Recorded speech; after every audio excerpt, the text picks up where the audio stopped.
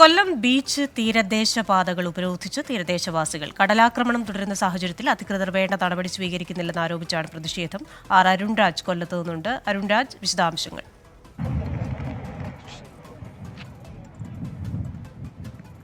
Christina, എനിക്ക് പിന്നിൽ കാണുന്നത് ഈ കൊല്ലം ബീച്ച് റോഡാണ്. ഈ ബീച്ച് റോഡിലാണ് ഇപ്പോൾ പ്രതിഷേധം നടക്കുന്നത്. കഴിഞ്ഞ ദിവസങ്ങളിലടക്കം വലിയ തോതിലുള്ള കടലാക്രമം ഈ ഭാഗങ്ങളിലെല്ലാം തന്നെ അനുഭവപ്പെട്ടിരുന്നു. പക്ഷേ ഇതിൽ ഒരു അടിയന്തര നടപടി ബന്ധപ്പെട്ടവരുടെ ഭാഗത്തുനിന്ന് ഉണ്ടാകുന്നില്ല എന്നുള്ളതാണ് അവരുടെ പരാതി. ഇതിന്റെ അടിസ്ഥാനത്തിൽ രാവിലെ മുതൽ തന്നെ റോഡ് ഉപരോധിക്കുകയും ഈ കഞ്ഞിവെപ്പ് അടക്കമുള്ള സമരങ്ങൾ നടത്തുകയും ചെയ്തിരുന്നു. പിന്നാലെ കളക്ടറുമായി ഇവർ ചർച്ച നടത്തിയെങ്കിലും അടിയന്തര പ്രശ്നപരിഹാരത്തിന് കളക്ടറുടെ ഭാഗത്തുനിന്ന് ശ്രമമുണ്ടായില്ല എന്നാരോപിച്ചാണ് ഇവർ പ്രധാനമായി ഇപ്പോൾ ഉപരോധം അടക്കമുള്ള കാര്യങ്ങളിലേക്ക് പോയിട്ടുള്ളത്. കളക്ടർ ഈ വിഷയത്തിൽ അടിയന്തര പരിഹാരം വേണമെന്ന ആവശ്യം കൂടി അവർ മുന്നോട്ട് വെക്കുകയാണ്. എനിക്ക് കാണുന്ന പോലെ ഇത് ബീച്ചിലേക്കുള്ള റോഡ്, അതുപോലെ തീരദേശ മേഖലയിലേക്കുള്ള റോഡാണ്. ഈ റോഡ് പൂർണ്ണമായി ഇപ്പോൾ അവർ ഉപരോധിച്ചിരിക്കുകയാണ്.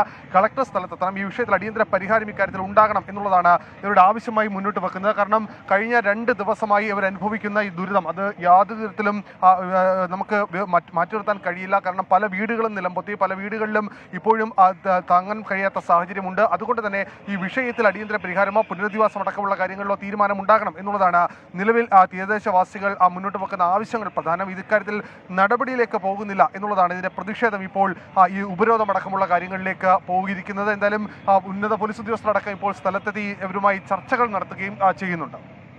ശരി, വിശദാംശങ്ങൾ നൽകിയത് അരുൺരാജാണ് കൊല്ലത്ത് നിന്ന്.